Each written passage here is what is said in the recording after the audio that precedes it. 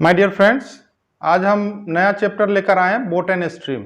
ये actually time and distance का ही एक पार्ट है, लेकिन टाइम एंड डिस्टेंस, ट्रेन और बोट ये तीनों मिलकर एक कंप्लीट पैकेज है। और टाइम एंड डिस्टेंस के क्वेश्चन और ट्रेन में और बोट एंड स्ट्रीम में थोड़ा थोड़ा सा डिफरेंस है। बोट एंड स्ट्रीम का जो क्वेश्चंस रहता है बहुत लिमिटेड क्वेश्चन है, ज़्यादा वेराइटी नहीं रहती है, लेकिन एग्जाम में अक्सर इससे क्वेश्चंस पूछे जाते हैं। और इस क्वेश्चन को आप यदि एग्जाम में सॉल्व कर पाते हैं, कुछ ऐसे क्वेश्चंस रहते हैं जो यूजुअल वे में अरिथमेटिक में प्रैक्टिस में नहीं आता है, तो बोट एंड स्ट्रीम का क्वेश्चन ऐसा रहता है कि यदि इसको आपने सॉल्व किया तो आप अपने कॉम्पिटिटर से कहीं ना कहीं आगे एक स्टेप बढ़ जाते हैं। तो आज के वीडियो में हम बोट एंड स्ट्रीम का कंसेप्ट समझेंगे और 5 डिफरेंट टाइप्स के क्वेश्चंस देखेंगे जो कि बोट एंड स्ट्रीम चैप्टर से अक्सर एग्जाम में पूछा जा रहा है। और नेक्स्ट वीडियो में हम 5 या 6 और भी क्वेश्चंस डिफरेंट टाइप्स के जो रहते हैं वो करेंगे, और ये दोनों मिला के बोट एंड स्ट्रीम्स का जो हमारा चैप्टर है वो ओवर हो जाएगा। तो सबसे पहले हम आज कंसेप्ट देखते हैं। बोट एंड स्ट्रीम में क्या होता है कि ये एक नदी है, सपोज कीजिए नदी है, तो ये इसका स्ट्रीम है, मतलब धारा है, नदी का पानी बह रहा है। एक इसमें हम ये बोट बना देते हैं। तो इसमें क्या होता है कि ये बोट है, इसकी कुछ स्पीड होगी, तो उसको जब क्वेश्चन में दिया जाता है कि बोट की स्पीड, तो ये मान के चलना है कि वो स्पीड जो है वो शांत जल में है, ऐसे पानी में जिसका कोई बहाव नहीं है, स्टैटिक है, जैसे तालाब का पानी रहता है उस पानी में इसकी स्पीड है। अगर खाली दिया हो कि बोट की स्पीड XYZ है। दूसरा एक स्पीड किसका आएगा, खुद का करंट या स्ट्रीम का। जो नदी है उसका पानी मान लीजिए इधर से इधर बह रहा है, तो इसकी भी कुछ स्पीड होगी। तो ये दो चीज हो गए, एक बोट की स्पीड, एक स्ट्रीम की स्पीड। अब इसमें क्वेश्चंस क्या बनता है कि स्पीड जब दोनों एक साथ चल रहे हो, मतलब पानी भी बह रहा है और बोट भी बह रहा है। अब इसमें 2 सिचुएशन बनता है, एक तो यह कि ये स्ट्रीम का बहाव है, इस डायरेक्शन में स्ट्रीम बह रहा है, और ये बोट जो है वो भी उसी डायरेक्शन में जा रहा है। बोट जिस डायरेक्शन में जा रहा है स्ट्रीम भी उसी डायरेक्शन में है, तो इसको कहते हैं कि बोट जो है डाउन स्ट्रीम जा रहा है। मतलब ये दोनों का डायरेक्शन अगर सेम हो, बोट का भी और पानी का भी, तो ये कहलाएगा डाउन स्ट्रीम। दूसरा सिचुएशन ये हो सकता है कि ये जो स्ट्रीम है इस डायरेक्शन में, पानी का बहाव इस डायरेक्शन में हो और बोट को उधर जाना हो, तो इस डायरेक्शन में क्या पोजीशन बनेगी, ये अगर बोट की चलने की डायरेक्शन है तो ये स्ट्रीम या धारा या नदी का बहाव जो है इस डायरेक्शन में है, तो इसको बोलते हैं अप स्ट्रीम।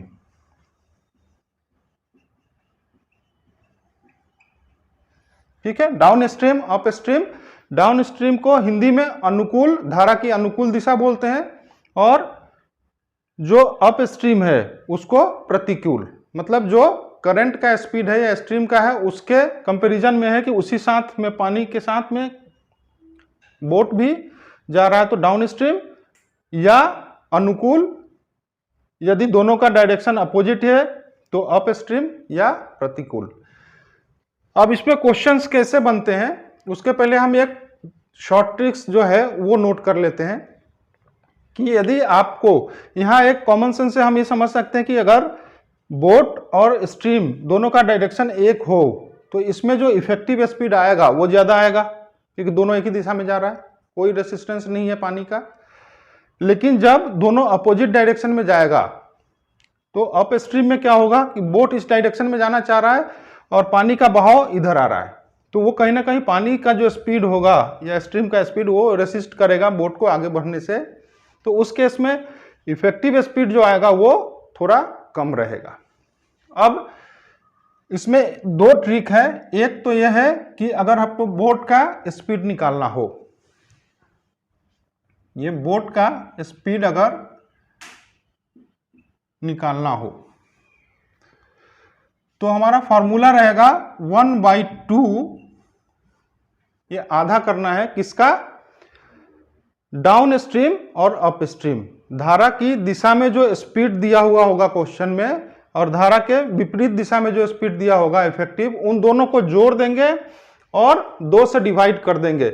हम इसको शॉर्ट में लिख लेते हैं, ये 1/2 के बदले d लिख लीजिए, प्लस अप स्ट्रीम के लिए u।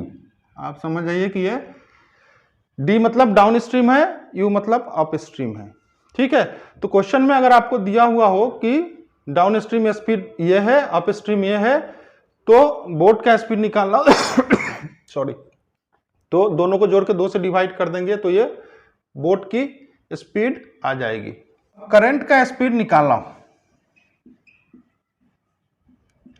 तो फॉर्मूला हमारा वही रहेगा डाउन स्ट्रीम और अप स्ट्रीम, लेकिन यहाँ पे प्लस था, यहाँ दोनों का डिफरेंस हो जाएगा। डाउन स्ट्रीम और अप स्ट्रीम में जो स्पीड दिया हुआ है इफेक्टिव स्पीड, उन दोनों को आप उनका डिफरेंस निकाल लीजिए। डाउन स्ट्रीम की स्पीड माइनस अप स्ट्रीम की इफेक्टिव स्पीड, 2 से डिवाइड कर दीजिए तो करंट का या स्ट्रीम का स्पीड आ जाएगा। जो ट्रिक्स है वो अक्सर सारे क्वेश्चंस में अपने को लगेगा। ठीक है, अब हम क्वेश्चंस की तरफ आगे बढ़ते हैं। ठीक है, अप स्ट्रीम डाउन स्ट्रीम ये क्लियर है। अब क्वेश्चंस देखते हैं कैसे बनता है। आज का क्वेश्चन नंबर 1 हम देखते हैं। A man can row upstream at 10 km per hour and downstream at 16 km per hour. Okay. Find the man's rate in still water and the rate of current.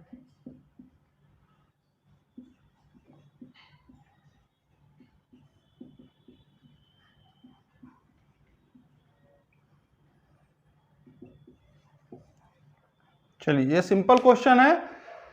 एक व्यक्ति है, जब अप स्ट्रीम जा रहा है तो 10 किलोमीटर प्रति घंटे की स्पीड से वो चल पाता है। अप स्ट्रीम में मतलब धारा के प्रतिकूल दिशा में। ठीक है, डाउन स्ट्रीम में जब जा सॉरी, डाउन स्ट्रीम में जब वही व्यक्ति जा रहा है या वो बोट जा रहा है, बोट पे एक व्यक्ति बैठा हुआ हो सकता है, बात एक ही है। यहाँ कई बार स्विमिंग करते हुए व्यक्ति के बारे में भी बोलते हैं, बोट ना बोल के आपको बोलेंगे कि स्विमर्स, तैराक, तो उससे कोई फर्क नहीं पड़ेगा। डाउन स्ट्रीम जब वो जा रहा है तो 16 किलोमीटर पर आवर के इफेक्टिव स्पीड से वो ट्रेवल कर पाता है। तो पूछा है कि उस व्यक्ति का, या अगर बोट दिया होगा तो उस बोट का स्टिल वाटर में स्पीड क्या है और स्ट्रीम का स्पीड क्या है। हमारा क्वेश्चंस आप देख लीजिए, यहाँ पे अप स्ट्रीम स्पीड क्या है 10, डाउन स्ट्रीम 16। अपना फॉर्मूला क्या है, अगर बोट की स्पीड निकालनी हो, बोट की या उस व्यक्ति की, दोनों एक ही चीज है कि बोट पे एक व्यक्ति बैठा हुआ हो, तो फॉर्मूला के हिसाब से down stream plus up stream divided by 2। ये down stream 10, down stream 16, up stream 10, दोनों को जोड़ दीजिए 26 डिवाइडेड बाय 2। तो ये जो 13 आएगा, 13 किलोमीटर पर आवर, ये किसका स्पीड हुआ, ये मैन का स्पीड हुआ स्टिल वाटर में। ये अपने फॉर्मूला अपन ने देख रखा है। अब करंट का स्पीड या स्ट्रीम का स्पीड निकालना हो तो दोनों का डिफरेंस हो जाएगा। सिर्फ यहाँ पे जो अंतर आएगा, तो 16 और 10 का अंतर कितना हुआ, 6 डिवाइडेड बाय 2, ये 3 किलोमीटर पर आवर। ये क्या आया, ये करंट का स्पीड। आपको इस क्वेश्चन में कहीं पे भी पेन चलाने की जरूरत नहीं, जैसे क्वेश्चन आए आपके माइंड में ये प्लस हो जाए, 2 डिवाइड हो जाए, बोट की स्पीड आ गया, इन दोनों का डिफरेंस डिवाइडेड बाय 2 करंट का स्पीड। नेक्स्ट क्वेश्चन की तरफ आगे बढ़ जाइए। ये ऐसे क्वेश्चन है जिसमें कि रफ वर्क नहीं होना चाहिए हमारा। ओके, अब नेक्स्ट क्वेश्चन देखते हैं। A man swims downstream 30 km and upstream 18 km. Yes. Taking 3 hours each time. What is the velocity of current?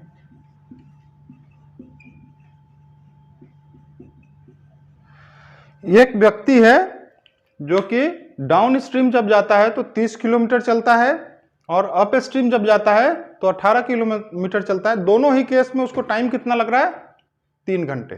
3 hours में वो 30 किलोमीटर चलता है, 3 आवर्स में 18 किलोमीटर चलता है। अप स्ट्रीम में चूंकि इफेक्टिव स्पीड कम हो जाता है करंट के स्पीड माइनस होने के कारण, तो यहाँ पे जो है 3 घंटे में 18 किलोमीटर ही चल पा रहा है। तो पूछा हमसे क्या है, करंट की या स्ट्रीम का स्पीड क्या है, जो नदी का बहाव है उसका स्पीड क्या है।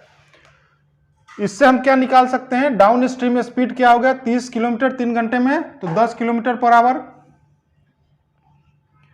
और अप स्ट्रीम 18 किलोमीटर 3 घंटे में जा पा रहा है, तो इसका स्पीड हो जाएगा 6 किलोमीटर पर आवर।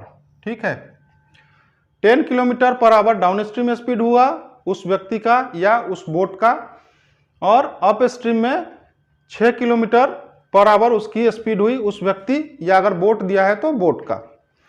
अब क्वेश्चन में हमसे पूछा है करंट का स्पीड। स्ट्रीम का स्पीड के लिए हमारा फॉर्मूला क्या है, down stream minus up stream divided by 2। तो डाउन स्ट्रीम स्पीड हमारा 10 था और अप स्ट्रीम 6 है, ये प्लस का आप माइनस कर दीजिए, divided by 2। 10 6 4 2 kilometre per hour, ये स्ट्रीम का स्पीड हो गया 2 किलोमीटर प्रति घंटे। क्लियर है। अब हम थर्ड क्वेश्चन देखते हैं। करंट का या बोट का किसी का भी स्पीड हो, बहुत आसानी से अगर आपने ये फॉर्मूला माइंड में सेट कर लिया तो बहुत आसानी से हो जाएगा। थर्ड क्वेश्चन देखते हैं। A man can row 6 kilometers per hour in still water. It takes him twice as long to row up as to row down the river. Find the rate of the stream.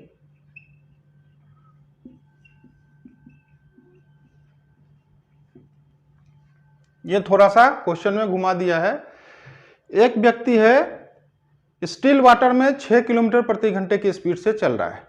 ठीक है, अब यहां speed किसी का नहीं दिया है, up stream दिया है ना डाउन स्ट्रीम, लेकिन यह दिया है कि जब वो अप स्ट्रीम जाता है और जो डाउन स्ट्रीम जाता है तो अप स्ट्रीम में उसको डबल टाइम लग रहा है। जितना टाइम उसको किसी डिस्टेंस को कवर करने में लग रहा है डाउन स्ट्रीम में, उस टाइम का डबल टाइम लग रहा है उसको अप स्ट्रीम में। तो स्ट्रीम का स्पीड क्या है, ठीक है, यही है। अब इस क्वेश्चन से हम जब ये निकाल सकते हैं कि यहां डबल टाइम लग रहा है, यहां अगर 2 घंटे लग रहा है तो यहां 1 घंटे ही लग रहा है। ये आप समझने के लिए देख लीजिए कि अप स्ट्रीम में उस डिस्टेंस को कवर करने में उसको अगर 2 घंटा लगता है तो डाउन स्ट्रीम में 1 घंटे में ही हो जाता है।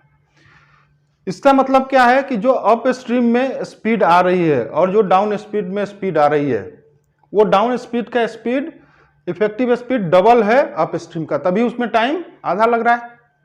जब स्पीड डबल हो जाएगा तो टाइम आधा लग जाएगा, या स्पीड हाफ हो जाएगा तो टाइम डबल लगेगा।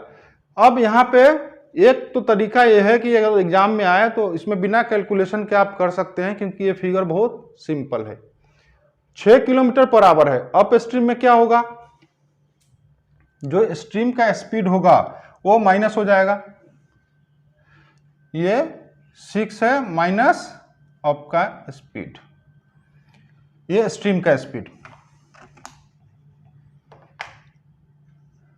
इस स्पीड से वो डिस्टेंस कवर करेगा। जब डाउन स्ट्रीम जाएगा तो वो 6 तो खुद का रहेगा ही, और जो स्ट्रीम का स्पीड है वो भी ऐड हो जाएगा। ये अप में होगा और ये डाउन में होगा। अब क्वेश्चन से आप ये निकाल सकते हैं, ये छोटा फिगर है इसलिए कि ये जो स्पीड है अप स्ट्रीम का स्पीड, ये 1 है तो ये 2 है, क्योंकि डाउन स्ट्रीम में हाफ टाइम लग रहा है।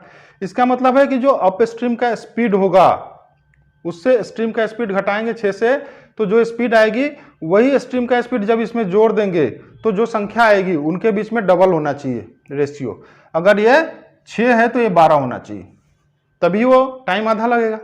अब यहाँ 6 में से आप सिंपल सा जोड़ लीजिए कि अगर 2 हम माइनस करते हैं, 6 में से 2 अगर मान लीजिए स्ट्रीम का स्पीड है, तो यहाँ स्पीड क्या आ जाएगी 4 kilometre per hour up stream में। और उस 6 में अगर हम उसी स्ट्रीम का स्पीड डाउन स्ट्रीम में जुड़ेगा, 2 जोड़ देते हैं तो स्पीड क्या हो जाएगी 8। ये हो गया। डाउन स्ट्रीम में डबल स्पीड हो गया अप स्ट्रीम का। इसका मतलब क्या हुआ कि हम +2 जोड़ रहे हैं। +2 क्यों जोड़ रहे हैं? क्योंकि मान के चलें कि स्ट्रीम का स्पीड है, दैट मीन्स कि स्ट्रीम का स्पीड 2 किलोमीटर प्रति घंटे है।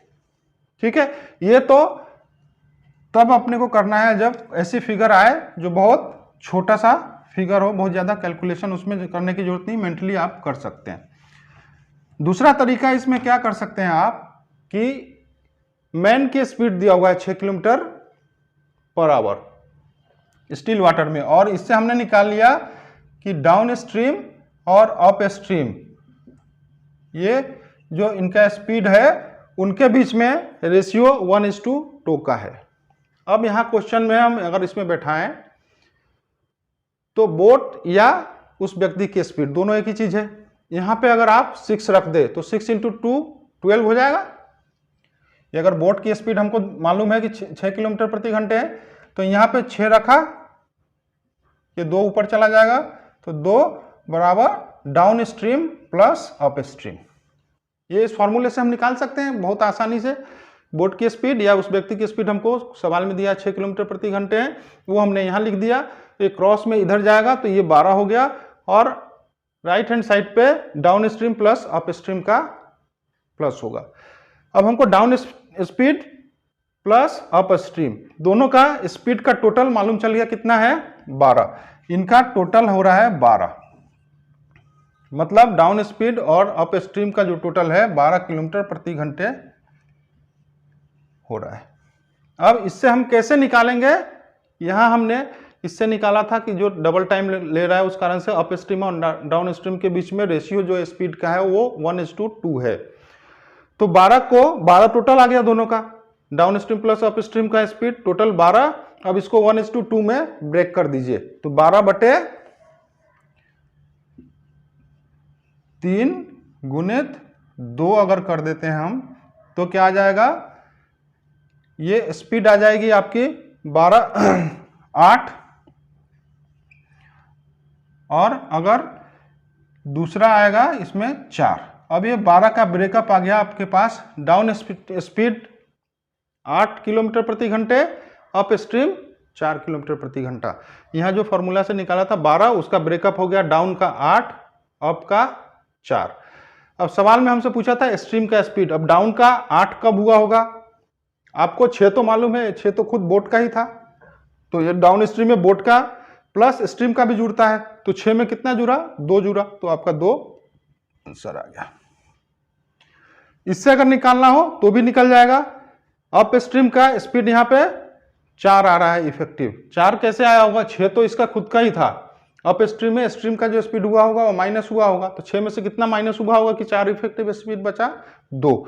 तो दोनों में से किसी एक को ले लीजिए और उससे डिफरेंस निकाल लेंगे तो हमारा स्पीड आ जाएगा कि स्ट्रीम का स्पीड क्या है। Okay, question number 3 over. Now we can go to question number 4। चलिए क्वेश्चन नंबर 4 देखते हैं। A man can row 6 kilometre per hour in still water. Okay. When the river is running at 1.2 km per hour, it takes him 1 hour to row to a place and back. How far is the place?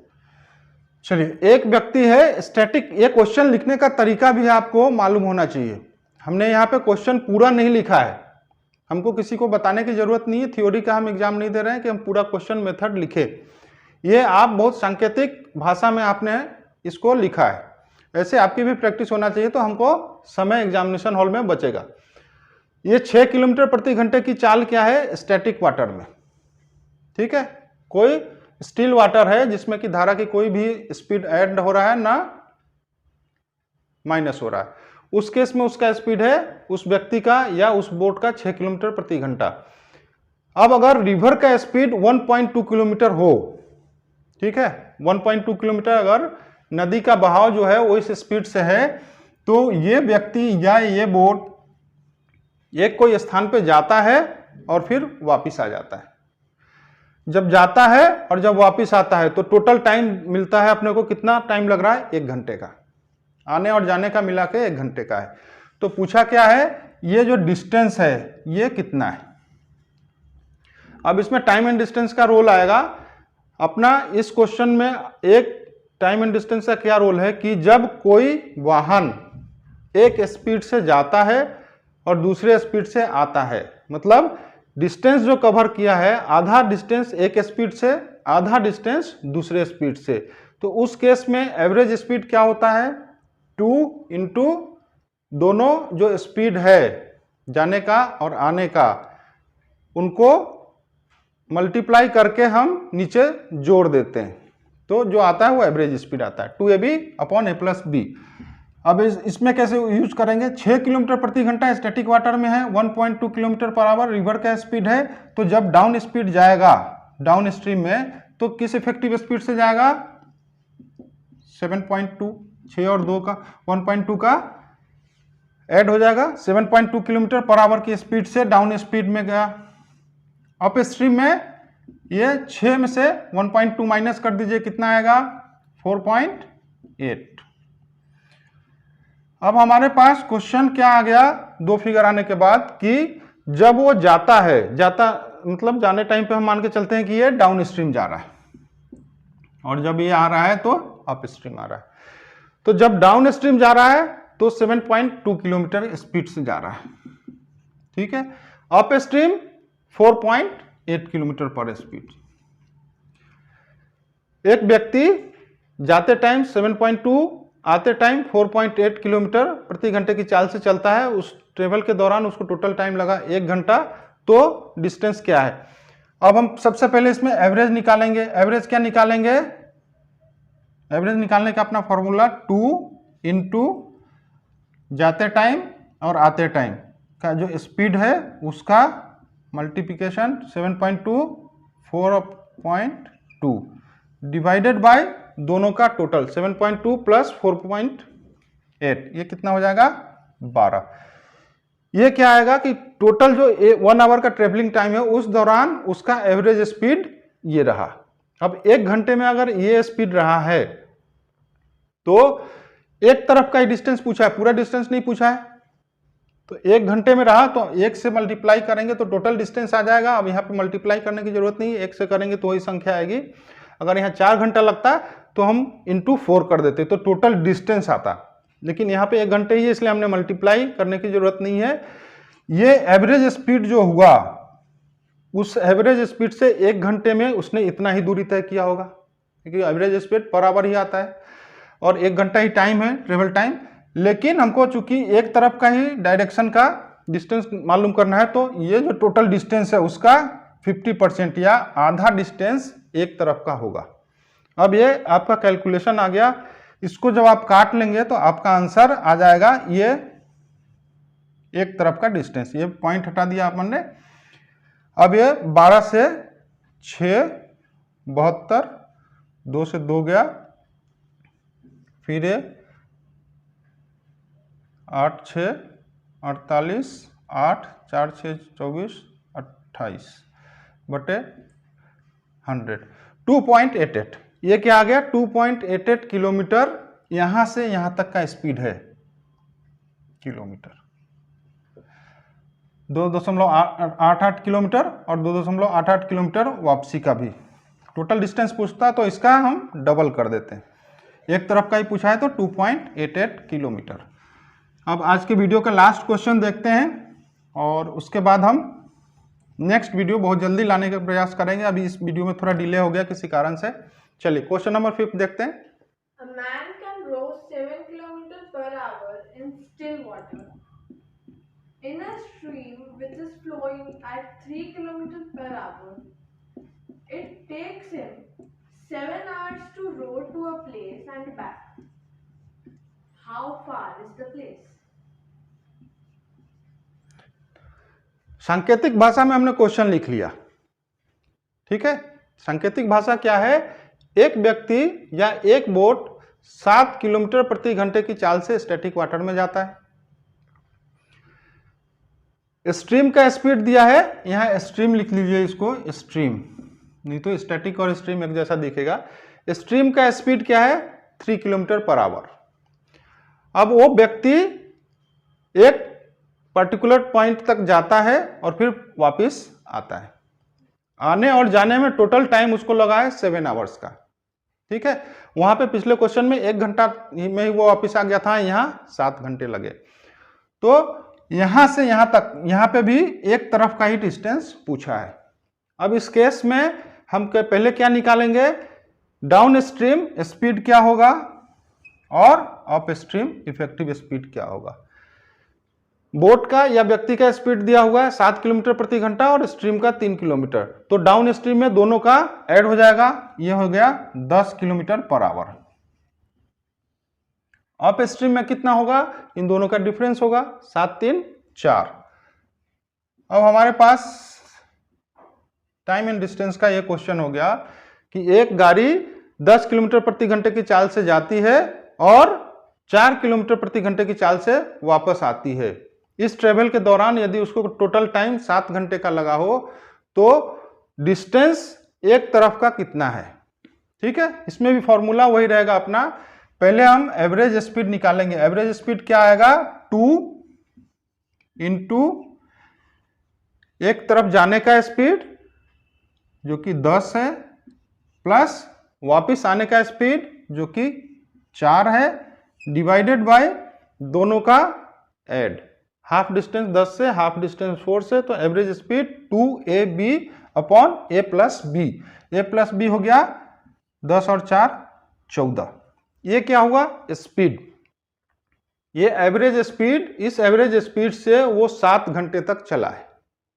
ठीक है, जिसमें से 10 kilometre per hour भी है और 4 kilometre per hour भी है, लेकिन एवरेज स्पीड जो आया 7 घंटे का वो ही आया। अब 7 घंटे में ये एवरेज इस स्पीड से कितना किलोमीटर चला होगा, इसमें 7 से हम गुना कर देंगे तो क्या आएगा। ये क्या फिगर आया, हमने एक ही कैलकुलेशन में पूरा क्वेश्चन का आंसर निकालने का प्रयास किया है, इसलिए हम बार 2-3 स्टेप में नहीं कर रहे। अदरवाइज इसको 3 स्टेप में करेंगे तो टाइम हमारा बहुत ज्यादा लग जाएगा। तो यहां तक में एवरेज स्पीड था। अब एवरेज स्पीड से 7 घंटे तक का ट्रेवल है, तो 7 से अगर मल्टीप्लिकेशन कर देंगे तो ये आ जाएगा कि 7 घंटे में ट्रेवल किया गया टोटल डिस्टेंस। अब हमसे पूछा क्या है, टोटल डिस्टेंस नहीं पूछ रहा है, पूछ रहा है कि एक तरफ का डिस्टेंस कितना है। यहां से अगर इस तरफ जा रहा है तो यही डिस्टेंस पूछा गया है। टोटल डिस्टेंस पूछता तो ये हमारा आ जाता, लेकिन एक तरफ का ही डिस्टेंस पूछा है, मतलब टोटल डिस्टेंस का हाफ मतलब 50%, तो इसमें हम 2 से डिवाइड कर देते हैं, 50% हो गया। अब आप इसको काट लीजिए, 2 से 2 गया, 7 से 2, 2 से ये 2, 10 2 20, ये 20 किलोमीटर डिस्टेंस आया एक तरफ का। ठीक है, यहां से यहां तक का डिस्टेंस 20 किलोमीटर। अगर टोटल डिस्टेंस ट्रेवल पूछा हो तो इसका डबल हो जाएगा, 40 किलोमीटर टोटल डिस्टेंस। ठीक है, आज हमने 5 क्वेश्चंस देखे जो कि बोटनी स्ट्रीम्स के बेसिक लेवल से थोड़ा सा धीरे धीरे अपग्रेड होता हुआ गया। नेक्स्ट वीडियो में हम ऐसे क्वेश्चंस देखेंगे 5 जो एडवांस लेवल का है, जो अगर एग्जाम में आता है तो जनरली स्टूडेंट्स को यदि उसने बोटनी स्ट्रीम अच्छे से नहीं किया है तो क्वेश्चन स्किप करना होता है, लेकिन अगर आपने उस क्वेश्चन को किया तो निश्चित रूप से आप सिलेक्ट होने के बहुत पास होंगे, क्योंकि एक एक क्वेश्चन आपने अभी SBI मेंस का जो रिजल्ट देखा होगा, कट ऑफ मार्क्स, जो कि वीडियो भी युवाम PSR पे दादा ने दिया है, जिसमें 12 स्टेट्स का कट ऑफ है और उसका एनालिसिस है, तो वहां पे देखेंगे कि पॉइंट के नंबर से भी किसी का सिलेक्शन नहीं होता है। तो एक एक क्वेश्चन बहुत मायने रखता है। उम्मीद करते हैं कि नेक्स्ट वीडियो में आप हमसे फिर जुड़ेंगे। यदि आपका कुछ क्वेश्चंस हो, डाउट्स हो, तो आप कमेंट्स बॉक्स में लिख सकते हैं।